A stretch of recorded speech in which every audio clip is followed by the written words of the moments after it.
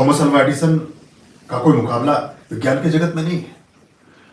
पूरे विज्ञान के जगत को जितनी देन थॉमस अल्वा एडिसन की है इतनी किसी की नहीं है। अपने जीवन में लगभग उन्होंने 1000 आविष्कार किए हैं। थॉमस अल्वा एडिसन छोटे हैं, लेट 80s में उनका जन्म हुआ और मिड 80s में और लेट 80s की उनकी सारी कार्यशैली रही और शुरुआती 19वीं शताब्दी में उनकी फिर मृत्यु भी हो गई 1931 के आसपास, शायद एग्जैक्ट डेट मुझे ध्यान नहीं है। बहुत छोटे हैं, 4 वर्ष के हैं। विद्यालय से रोते हुए आ रहे हैं, बस्ता बैग अपने कंधे पर टांगा हुआ है और एक चिट्ठी पत्र ला करके माता को देते हैं, अपनी मदर को देते हैं। थॉमस अल्वा एडिसन की मदर। माँ वो चिट्ठी पढ़ती है और उस चिट्ठी को रख लेती है। थोड़ा सा सोच में देख करके माँ को बच्चा एडिसन पूछता है कि माँ इस चिट्ठी में क्या लिखा है। तो माँ कहती है कि बेटा ये एडिसन बताता है कि मेरे टीचर ने मुझे बहुत डांटा है और बहुत मुझे खराब सा लगा। फिर चिट्ठी लिखी उन्होंने बड़े आवेश में और कहा अपनी मदर को चिट्ठी देना, वो भी टीचर है ना, उनको समझाना जा करके। तो मैं इसलिए पूछता हूँ कि उन्होंने इसमें क्या लिखा है। छोटा बच्चा पढ़ नहीं, उसको सामर्थ्य नहीं है, उसकी लिफाफा चिपका करके भेजा है प्रिंसिपल ने स्कूल से।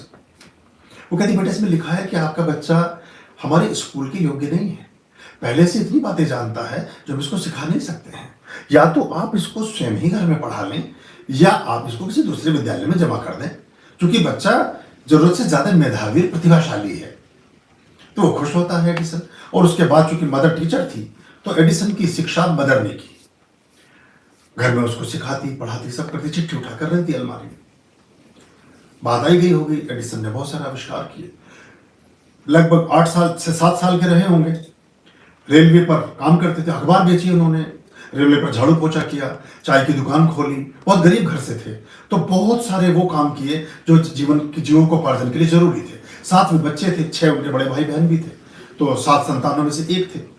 तो अब वहां क्या किया कि फास्फोरस का कोई प्रयोग कर रहे थे। अब उन्हें कोई जगह मिलती नहीं थी जहां थोड़ा सा आदमी ठीक से काम कर ले। घर ऐसा था नहीं कि जिसमें प्रयोग कर सके, तो रेलगाड़ी के डब्बे में जाके एक दिन प्रयोग कर बैठे। देखा 2 घंटे की 4 घंटे के लिए रेलगाड़ी खड़ी है किनारे, उसमें जाके कुछ मिलान किया तो उसमें आग लग गई। जब उसमें आग लग गई, वहां की सीटी वोटी जल गई, तो स्टेशन मास्टर दौड़ा पहुंचा। उन जाके थप्पड़ मारा एडिसन को बहुत जोर से और जाके देखा कि बच्चा ये पता नहीं क्या करतूत कर रहा है। अब हुआ ये कि वहां से तो उनको उससे तो निकाल दिया रेलवे स्टेशन से, लेकिन वो थप्पड़ इतनी जोर से पड़ा कि बायां कान हमेशा के लिए आधी सुनने की क्षमता खो बैठा। एडिसन लगभग आधे बहरे रहे पूरे जीवन और सुन ना सके ठीक से। तो अब वो उनकी मदर ने उनको पढ़ाया घर में रखकर। बहुत सारी देने थॉमस अल्वा एडिसन की हमारे जीवन में है। और एडिसन ने बल्ब का आविष्कार ऐसा किया कि जिसने पूरी दुनिया की स्थिति को बदल दिया। शायद 1871 में या 1880 के आसपास बल्ब का आविष्कार अमेरिका में हुआ और उसका जब एग्जीबिशन की गई तो लोग उस जादुई चीज को देखने के लिए चौंक गए। और पहला बल्ब लगभग 1.5 या 2 मिनट चला, फिर दूसरा बल्ब बनाया तो लगभग वो 5 मिनट चला। मतलब जो सबसे बड़ी अवधि का बल्ब बना वो भी लगभग 2 दिन तक ही चला था, बस फिर वो समाप्त हो गया। लेकिन धीरे धीरे अवधि एडिसन उसकी बढ़ाते गए। और जब प्रेस कॉन्फ्रेंस हुई और उसमें एडिसन ने अपने बल्ब के आविष्कार को प्रदर्शित किया तो पूरा पश्चिम का जगत विस्मित होकर के उसको देख रहा था। राष्ट्रपति भवन में वो किया गया अमेरिका में, और उन्होंने देखा कि कोई ऐसी जादुई चीज है जो सूरज के जाने के बाद भी सूरज जैसी दिखती है। एक छोटा सा सूरज एडिसन ने पैदा कर दिया है। ये बड़े कमाल की बात थी, क्योंकि तब तक विद्युत का कोई इस तरह से प्रयोग हमारे जीवन में नहीं था कि बल्ब में हम रोशनी को संग्रीभूत करके देख सकें। तो अमेरिका के राष्ट्रपति बेंजामिन थे उस समय, उन्होंने रिक्वेस्ट की एडिसन से कि आप मेरे घर को क्या इन बल्बों से जगमग कर सकते हैं। तो सबसे पहले अमेरिका का जो व्हाइट हाउस है, इसमें उसका नाम व्हाइट हाउस रखा गया। उससे पहले तक उसका कलर कॉपर और डिफरेंट ढंग का था। तो उसके बाद वो जो रोशनी भरी तो सबने कहा कि हाउस तो व्हाइट हो गया। तो वहां से फिर उसका नाम व्हाइट हाउस पड़ा। 1880 के आसपास की घटना होनी चाहिए। तो और फिर उससे पूछा कि क्या आप ये जो बल्ब बनाया है आपने, इसमें लगभग कितनी बार आपने काम किया होगा। तो एडिसन ने कहा कि मैंने 10,000 प्रयोग किए हैं। 10,000 प्रयोग, 9,999 प्रयोग असफल रहे। और उनसे पूछा कि आपका कभी मन नहीं इस बात से हटा, आप कभी डिसअपॉइंट नहीं हुए, कभी निरुत्साहित नहीं हुए, आपका कॉन्फिडेंस कभी लूज नहीं हुआ, आपका आत्मविश्वास कभी डगमगाया नहीं, आपका धैर्य कभी डोला नहीं कि मैं इसे कर ना पाऊंगा कभी। उन्होंने कहा नहीं मैं तो उन्होंने कहा इससे तुमने क्या सीखा, कितनी परिश्रम इतने समय बाद तुम इस बल्ब को बना सके। बोले इससे मैंने ये सीखा कि 9,999 ऐसे भी तरीके हैं जिनसे बल्ब नहीं बनाया जा सकता, सिर्फ एक ही तरीका है जिससे बल्ब को बनाया जा सकता है। और दूसरी एक और सूक्ति बड़ी प्रसिद्ध रही एडिसन की, वो कहते थे कि आप किसी असफलता को प्राप्त करें, जैसे वो शर्त तो उनकी ये थी कि आप गड्ढे में गिरें और गिरे ही रह जाएं, जी इससे आप असफल होते हैं, लेकिन आप गड्ढे में गिरे और हर बार उठकर खड़े हो जाएं, इससे आपकी विजय की संभावनाएं बनी रहती है। तो एक माँ की, और अभी भी बात खत्म नहीं हुई, अब ये सारी बातें हो गई, एडिसन दुनिया में पॉपुलर हो गए, पूरी दुनिया में उनके नाम का डंका बज गया, उनको बड़े बड़े अवार्ड और उनके शान में भोज दिए जाने लगे।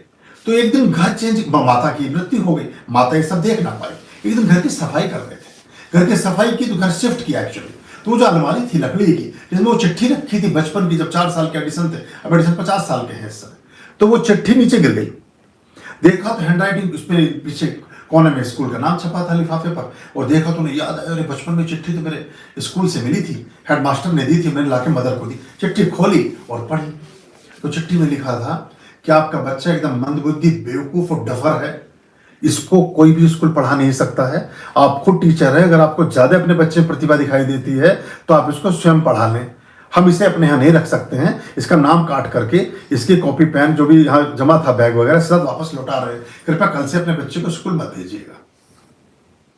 एडिसन पूरे दिन बैठकर रोते रहे, अपनी ऑटोबायोग्राफी में ये सब जिक्र किया एडिसन।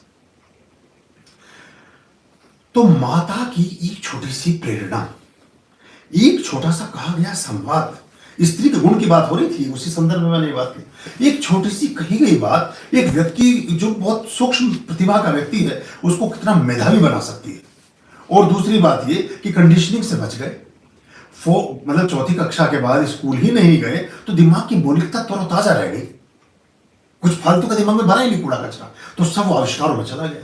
फिर उनसे पूछा गया कि आप कम सुनते हैं तो आपको इससे कोई असुविधा नहीं हुई? उन्होंने कहा नहीं, इससे मुझे बड़ी सुविधा हुई, एक तो लोग जो मेरी बुराई करते हैं वो मुझे ध्यान नहीं जाता, समझ ही नहीं आता, और दूसरे चूंकि मैं हर बात पे 3 बार ए करता हूं तो मेरा टाइम वेस्ट करने कोई आता नहीं, उतना समय मैं अपनी प्रयोगशाला में लगा लेता हूं, तो बहुत सारा अपना निजी काम कर पाया। पढ़ने का बड़ा शौक था एडिसन को, और उनकी जो निजी लाइब्रेरी थी वो अब राष्ट्रीय संग्रहालय के रूप में विद्यमान है, उसको सरकार ने अपनी एक संपत्ति घोषित करके उसमें हजारों पुस्तकें हैं जो एडिसन ने पढ़ी और लिखी और सब किया, तो वहां रखा हुआ है। और 10वीं कक्षा में 10 साल के थे एडिसन जब उन्होंने पहला आविष्कार अपने घर पे एक छोटी सी प्रयोगशाला में कर दिया था, और लगभग उसके शोध तक पहुंच गए थे। तो हम माताओं के, स्त्री का जो गुण है वो बड़ा अद्वितीय है। आर्यं शरणं शुभमस्तु, संभवकरणं हरमस्तु, देवं वर्णं कर्मस्तु, पापं चरणं परमस्तु, पापं धर्मं मर्मस्तु, तारं कर्मं कर्मस्तु, हृदयं बीजं धर्मस्तु, शोकं दुःखं हरमस्तु, शोकं दुःखं हरमस्तु।